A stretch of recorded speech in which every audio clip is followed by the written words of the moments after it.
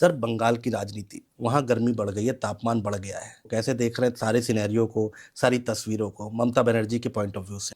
इस बार मुझे लग रहा है शायद ममता जी की आक्रामकता का एक कारण ये भी है कि उनको कहीं सुखबुगाहट है, कहीं उनके अंतः मन में इस बात का भी खतरा है कि सिंहासन हिल भी सकता है। तो भाजपा के लिए तो पूरा देश है, ममता जी के लिए तो बंगाली देश है। हाँ। वहां रहेंगी तो सब अच्छा है, नहीं रही तो सब खत्म। हाँ। रीजनल पार्टी के साथ ये समस्या, रीजनल लालू जी की पार्टी है। बिहार में सरकार में आ जाए तो रसमलाई खाओ, और नहीं आई तो भुट्टा भी खाना मुश्किल है। 5 साल झाल बजाओ। ठीक बात है। अखिलेश जी के लिए, मायावती जी के लिए, ममता जी के लिए, जेडीयू के लिए। भाजपा इस मामले में एक राज्य दो राज्य उसके जलवे पर फर्क नहीं डाल पाएंगे। और मुझे लगता है कि पिछली बार चुनाव में 50-1 लाख वोट का अंतर था, 55-56 लाख वोट का ममता और भाजपा के बीच में। अगर भाजपा ने उसमें से कुछ दूरी पाट ली तो या तो भाजपा मेज पलट देगी बंगाल में, और अगर मेज नहीं पलट पाई तो भी ममता जी के यहाँ तो आके खड़ी हो ही जाएगी। क्या? वही 77 पे तो वही विधानसभा में परेशान करने लायक तो हो जाएगी। नहीं, परेशान करने लायक तो अभी है। अभी शासन नहीं चला पा रहे आप ठीक से। तब मुझे लग रहा है कि इस चुनाव में भाजपा या तो सत्ता बना लेगी, और नहीं बना पाई तो वो ये मैसेज देश भर में दे देगी कि ममता जी कमजोर हो गई। बिल्कुल। और मतलब किला जा रहा है, ये मैसेज हो जाएगा। ठीक है सर, ये छोटी छोटी टिप्पणी हम हर जगह की लेंगे सर। पिछली बार जब हम पॉडकास्ट कर रहे थे तो आपने कहा था कि मायावती जी को खुद ग्राउंड पर उतरना पड़ेगा, एक बड़ी सर्जरी करनी पड़ेगी, तभी जान आएगी उनके कार्यकर्ताओं में और उनकी पार्टी में। सर उसके बाद लखनऊ में बहुत बड़ी रैली हुई मायावती जी की। सर आपको लग रहा है क्या कि 27 में कुछ उस तस्वीर को देखने के बाद कुछ बदलाव देखने को मिलेगा? देखिए, लखनऊ वाली रैली के बाद मायावती जी कुछ थम गई, कुछ ठिठक गई। अच्छा, अब क्यों ये वो जाने। मैं जानता भी अगर होऊंगा तो उस पर टिप्पणी नहीं करूंगा। पब्लिक डोमेन में तमाम तरीके की चीजें हैं, उसमें मैं क्या नया बताऊं। मैं फिर इस बात पर कायम हूं कि बसपा को अगर अच्छा प्रदर्शन करना है तो नान्यः पंथः अयनाय, दूसरा कोई रास्ता नहीं, जो संस्कृत में कहा गया, वैसे ही मायावती जी को ही सड़क पर उतरना होगा। आनंद से ये मामला नहीं बनेगा, आकाश से ये मामला नहीं बनेगा, ये जान लीजिए। कोई मायावती नहीं हो सकता। मायावती की भतीजे हो सकते हैं, आप मायावती थोड़ी नहीं हो सकते। ठीक बात है। मायावती जैसे लोग बहुत बहुत बड़े कालखंड के बाद जन्मते हैं। जी। उतने बड़े कद के लोग, मायावती, काशीराम, मुलायम सिंह, कल्याण सिंह, छोटे नेता थोड़े ना रहे। लेकिन अगर आप ये सोचोगे नहीं आकाश को ड्यूटी लगा दिए तो ये कोई कॉल सेंटर थोड़ी ना यार कि सुपरवाइजर बदल दिया और कॉल सेंटर चल रहा है। जनता मायावती को देखना चाहती। मायावती जी निकलेंगी तो परिणाम आएगा, नहीं निकलेंगी तो बसपा वहीं खड़ी है, 9.5% है, 2-3% और कम हो जाएगा इस बार। 5-6% पे आके खड़ी हो जाएगी। अगर मायावती जी केवल चुनाव के समय निकली और 10-20 सभा करके वापस आ गई तो तय मानिए 3-3.5% वोट बसपा और डाउन हो जाएगी।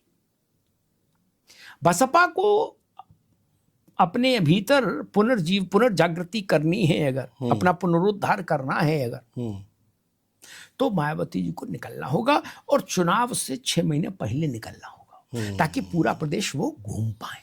लखनऊ जैसी रैली और करनी पड़ेगी, रैली करनी होगी।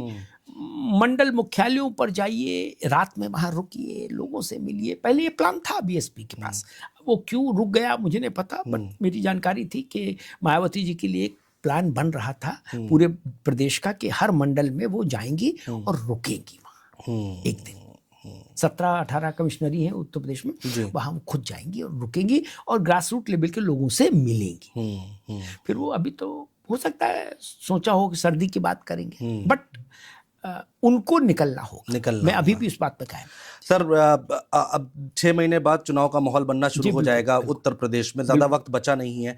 आज की डेट में अगर चुनाव होते हैं तो आपको क्या तस्वीर दिखाई दे रही है? अब ये तो कहना मुश्किल है कि आज चुनाव हो या कल, मैं इस बात से थोड़ा सा वो रहता हूँ, कौन जीतेगा जनता ही का प्रोरोगेटिव है, उसी को बोलना चाहिए। लेकिन मुझे आज जो स्थिति है उसमें मुझे लगता है कि बीजेपी अपर हैंड पर है। उसका कारण ये है कि योगी आदित्यनाथ ने खुद को एक बड़े ब्रांड के रूप में इस्टेब्लिश किया है इस दौरान, ये जान लीजिए।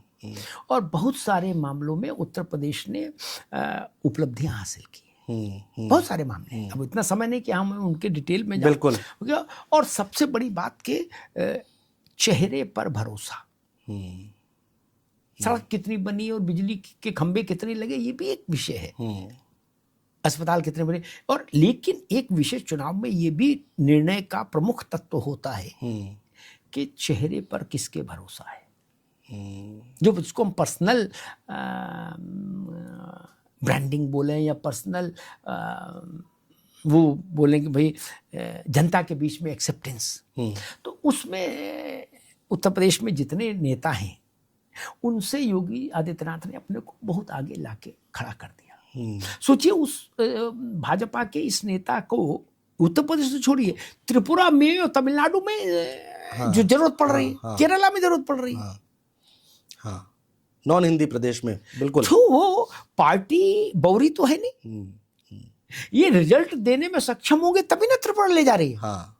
त्रिपुरा पर्यटन के लिए तो नहीं ले जा रही किसी को, ठीक बात, कि आओ त्रिपुरा घूम के आते हैं, आओ केरला घूम के आते, नहीं ना। तो भाजपा के सबसे बड़े ब्रांड के रूप में जो कुछ लोग हैं उसमें मुझे लगता है नरेंद्र मोदी के बाद योगी आदित्यनाथ सबसे आगे खड़े होते हैं देश भर में। एक तो नरेंद्र मोदी पर भरोसा है लोगों को, मतलब इस बात को कहने में मुझे कोई गुरेज नहीं कि मोदी पर लोगों को भरोसा है, और वो चुनाव पलटने की क्षमता कहीं भी रखते हैं। बिहार में स्थिति इतनी खराब थोड़ी नहीं थी आरजेडी की, बिल्कुल। सारे विश्लेषक कह रहे थे कि कांटे की लड़ाई है, उनने तो कांटे पलट दिया, क्या लड़ाई ही नहीं रखी, 25 सीट 26 सीट खत्म कर दिया। महाराष्ट्र बड़ा उदाहरण है, दिल्ली, हरियाणा, वो अंतिम समय में परिणाम बदलने की क्षमता रखते हैं। अकेले नेता हैं इस वक्त देश में, किसी को अच्छा लगे तो और बुरा लगे तो भैया, मोदी अकेले नेता। और उनके बाद बीजेपी में व्यक्तिगत वोट जिनके पास, वोट बैंक जिनके पास है, पर्सनल, पार्टी का वोट बैंक तो साझा है, संघ का जो वर्ग है, संघ को समर्थन देने वाला वर्ग है, वो सबका साझा है भाजपा में, ठीक, बिल्कुल। लेकिन कुछ व्यक्तिगत वोट आपके साथ जुड़ा होता है, चेहरे के साथ, बिल्कुल बिल्कुल। उस वोट को हम देखेंगे तो मोदी के बाद सबसे ज्यादा योगी का होता है। उसका कारण एक मैं बताता हूँ, मैं ऐसा क्यों कह रहा हूँ जी। राज्यों के चुनावों में या लोकसभा के चुनाव में भी हमने जब कैंपेन का वो समीक्षा की, बीजेपी के कैंपेन की ट्रेंड की जी, तो एक तथ्य निकल कर आया कि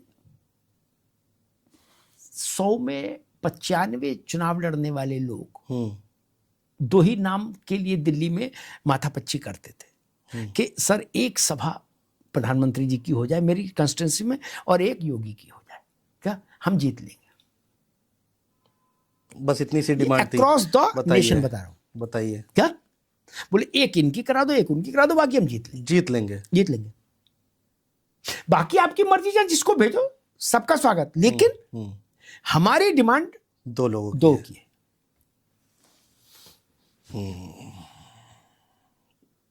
राज कपूर और शाहरुख खान, ऐसे समझ लो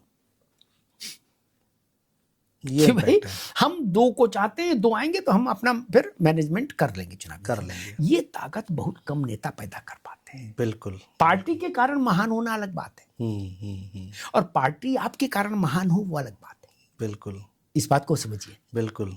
पार्टी के कारण महान हो जाना, हाँ, पार्टी के कारण जीत जाना और पार्टी आपके कारण जीते, इन दोनों में जमीन आसमान का फर्क है।